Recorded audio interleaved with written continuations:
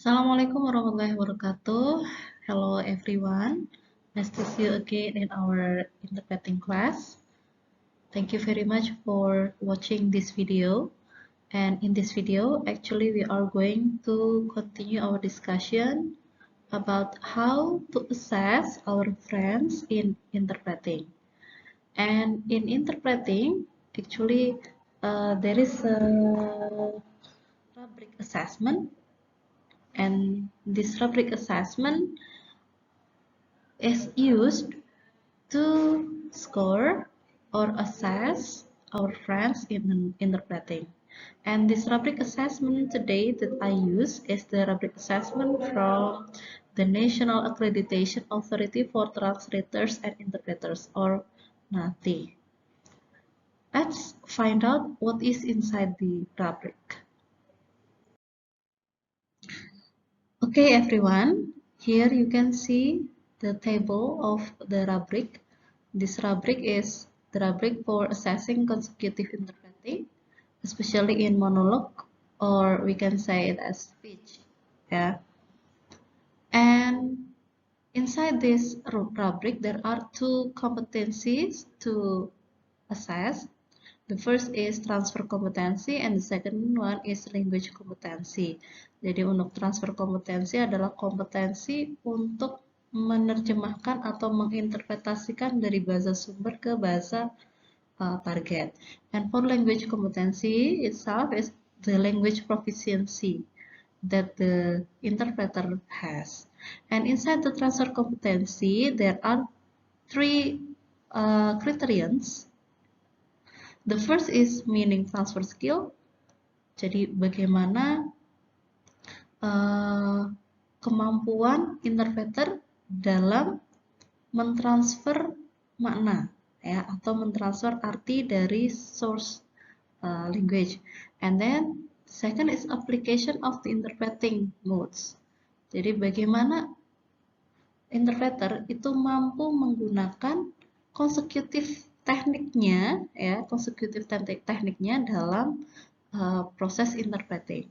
And the third is rhetorical skill, yaitu bagaimana kemampuan retorikanya, bagaimana kemampuannya dalam menginterpretasikan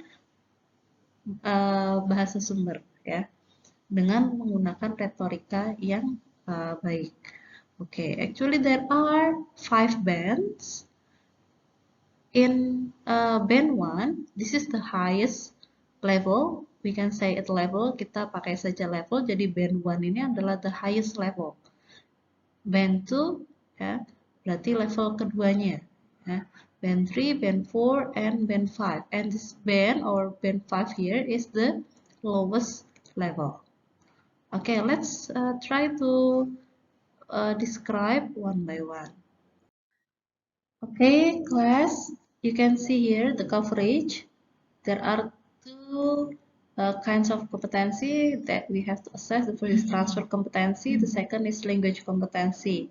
In transfer competency, we can find meaning transfer skill, application of interpreting modes, and rhetorical skill. And for language competency, here is the language proficiency enabling meaning transfer. Jadi bagaimana kemampuan berbahasa, ya, berbahasa dari interpreter tersebut, enabling meaning transfer sehingga mentransfer maknanya itu bisa tepat. Nah, di sini target language-nya bisa LOTE, yaitu language other than English or English.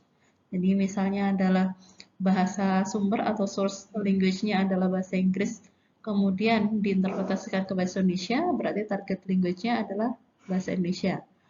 Atau sebaliknya, kalau bahasa sumbernya adalah bahasa Indonesia, kemudian diinterpretasikan ke dalam bahasa Inggris, berarti target language-nya adalah English. Okay, let's try to discuss it one by one.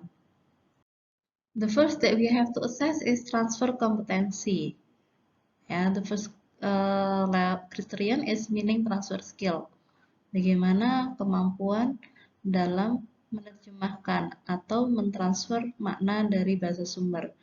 The first is band 1, ya, berarti yang paling tinggi. Kalau band 1 adalah the highest score. In meaning transfer skill, the interpreters interprets the propositional content and intent of the message. Ya, jadi mampu menginterpretasikan isi ya dan maksud dari message ya atau dari pesan secara akurat. Di sini ada kata accurately. With no, jadi tanpa adanya unjustified omission, ada penghilangan kata atau penghilangan makna yang penting. Kemudian insertion, ada penambahan yang tidak perlu, and distortion.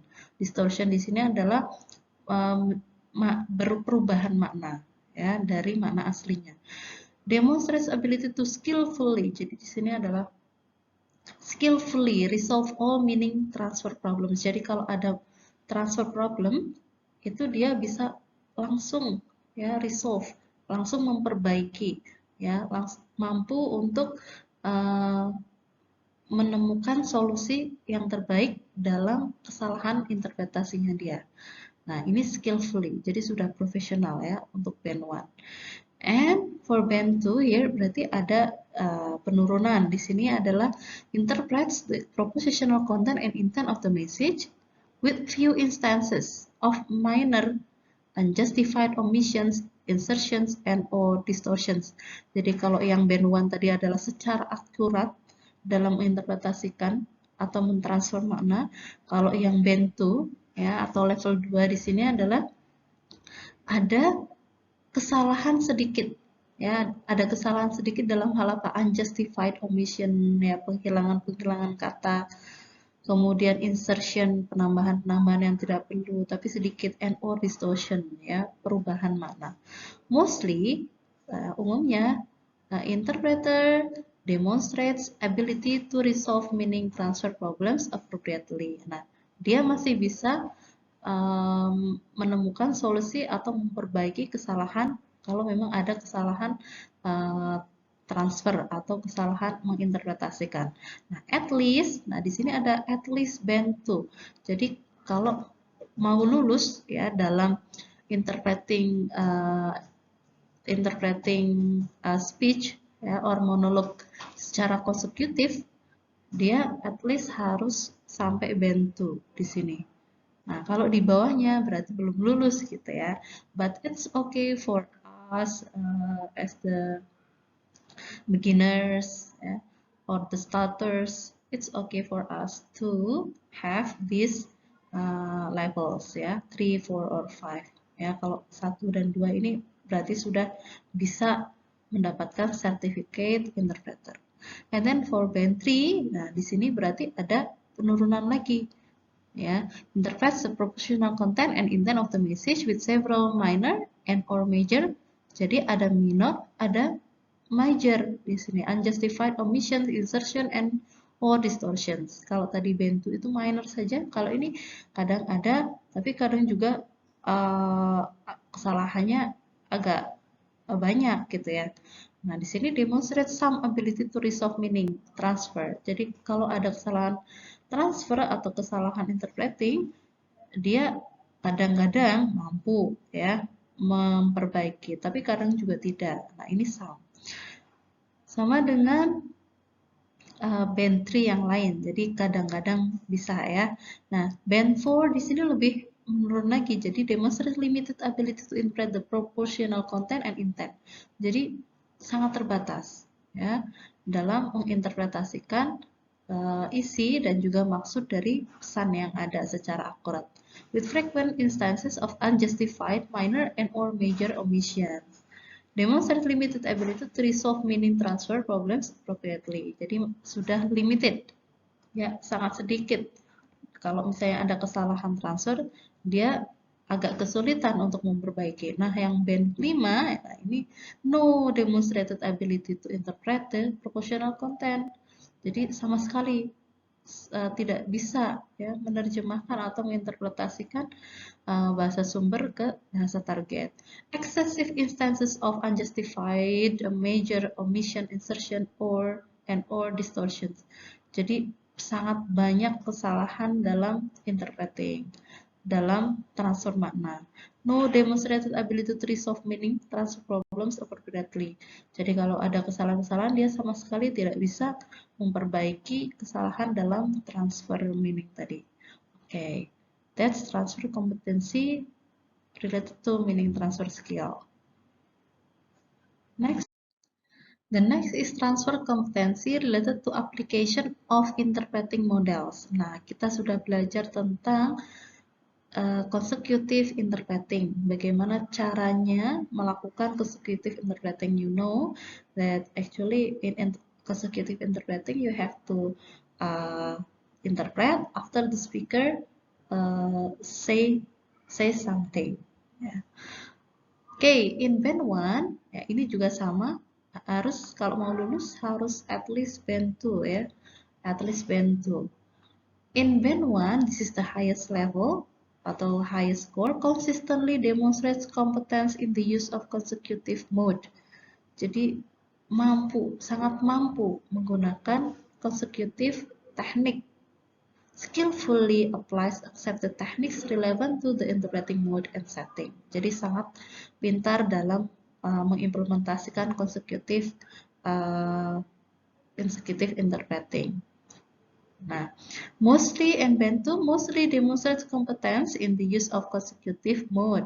Jadi generally dia bisa, cuma kadang-kadang mungkin agak kesulitan gitu ya. Misalnya dalam taking notes, kemudian kehilangan kata-kata yang sesuai gitu ya, atau tidak memiliki kata yang sesuai. Nah itu jarang kesalahannya. Kalau mostly demonstrates berarti masih banyak yang benar ya dalam hal teknik interpretingnya. Kemudian band 3 ini di bawahnya lagi demonstrate some competence in the use of consecutive mode. Jadi kadang bisa, kadang tidak ya. And demonstrate some ability to use accepted techniques relevant to the mode and setting. And band 4, nah di sini sudah limited ya, limited competence. Dia mampu tapi sedikit gitu ya. Nah, yang terakhir ini berarti no demonstrated competence in the use of consecutive mode. Ya, misalnya disuruh interpreting speech consecutively, tapi terlalu banyak, sangat banyak pause-nya, kemudian tidak bisa mentransfer meaning, ya, tidak bisa mentransfer meaning dengan teknik konsekutifnya, tidak bisa taking notes, ya. Nah, itu adalah kesalahan yang fatal dalam interpreting consecutively. And next is rhetorical skill. Nah, rhetorical skill adalah gaya ya, gaya bicara. Di sini at least band 2 tetap ya. Jadi ada at least band 2, you have to reach at least band 2 to get the certificate. Band 1 is the high score, consistently demonstrate use of rhetorical techniques appropriate to the specifications provided in the interpreting brief. Contohnya seperti apa? Excellent voice projection. Jadi voice suaranya itu bagus, mantap ya. Demonstrates clear pronunciation, pronunciation-nya jelas, fluent delivery ya. Lancar sekali, good tone and volume. And what about in band 2? Mostly demonstrates use of rhetorical techniques appropriate to the specific provided. Dan di sini ada good voice projection. Tidak excellent tapi good. Mostly demonstrates clear pronunciation. Ya, jadi pronunciation-nya cukup jelas ya, cuma kadang mungkin beberapa part itu agak kurang jelas. Fluent delivery, good tone and volume. What about in band 3? Demonstrate some use of rhetorical techniques. Nah, di sini some. Demonstrate some ability to project voice adequately. Ya, kadang-kadang suaranya jelas, suaranya bagus, tapi kadang-kadang suaranya juga kurang jelas. May demonstrate clear pronunciation, ya kadang-kadang pronunciation-nya bagus, kadang-kadang tidak. Fluent delivery and good tone and or volume. Nah, yang band 4 ini sangat terbatas, limited ability. Maksudnya bagaimana? Limitations may be evidenced by inadequate voice projection. Suaranya lirih gitu ya, suaranya lirih, tidak terdengar jelas, unclear pronunciation, geremeng-geremeng ya. hesitant delivery, agak ragu-ragu bener nggak ya ini meaningnya seperti ini, and or inappropriate tone and or value. Kemudian yang kelima, ini yang no demonstrated ability. Jadi tidak memiliki kemampuan itu, ya, retorikanya tidak bagus dalam hal inadequate voice projection. Jadi voice projectnya sangat lirih sampai tidak terdengar, tidak bisa dipahami oleh audience. Unclear pronunciation, hesitant, ya, ragu-ragu, nervous mungkin, inappropriate tone, and or value. Okay, that's about the transfer competency. And the last is language proficiency enabling meaning transfer. Jadi bagaimana dengan language proficiency-nya? In Band 1, this is also at least Band 2, ya. We have to reach at least Band 2 to get the certificate. In Band 1, consistently use language competently and idiomatically demonstrated by accomplished use of pragmatics. Jadi bagus dan konsisten dalam penggunaan bahasanya, katanya, pragmatics ya. Di sini adalah pemilihan katanya, leksikon, grammarnya juga bagus, sintaksnya dalam penyusunan kata itu bagus, style and register.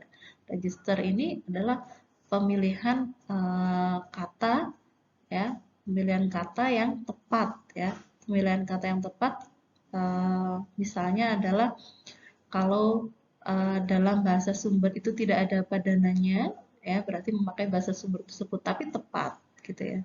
Nah, Band 2 here mostly use language competently and idiomatically, ya. Jadi memang tidak excellent tapi kategorinya adalah bagus, pragmatiknya bagus, pemilihan katanya bagus, grammar, syntax, style, or registers bagus, which don't impact on understanding. Tapi kalau misalnya ada kesalahan, tidak akan berefek pada pemahaman. And Band 3 here demonstrate some ability to use spoken language competently and idiomatically. Several errors, masih ada beberapa errors in the use of pragmatics, lexicon, grammar, syntax, style or register, and the target language content systemic errors. Jadi agak sering gitu ya, agak sering di bahasa target ya, misalnya bahasa Indonesia itu banyak systemic errors, ya, systemic errors ya, berulang, errornya itu berulang, kesalahannya berulang. The target utterance contains error which impact on understanding. Jadi kesalahan sistemik tadi yang berulang-ulang itu membuat atau berdampak pada pemahaman arti. And then Band 4, nah di sini limited ya, sudah sangat terbatas ya kemampuan dalam bahasanya. Mungkin saja dia sebenarnya belum mampu untuk interpreting, tapi dia melakukan interpreting sehingga banyak kesalahan yang dilakukan, sehingga kesalahan tersebut impede understanding, berefek kepada pemahaman. Nah, Band 5 here no demonstrated abilities. Dia sama sekali tidak bisa ya, ya, istilahnya begitu. And many errors, ya, banyak sekali errors. Nah, di sini which prevent understanding, sehingga sama sekali tidak menjadikan makna itu terpahami oleh audience, tapi malah blocking the understanding, ya, tidak bisa dipahami sama sekali. Okay, that's all about the rubric assessment in interpreting technique, especially consecutive interpreting, and especially for speech or monologue tasks. Thank you very much, and you can try assessing the interpreting.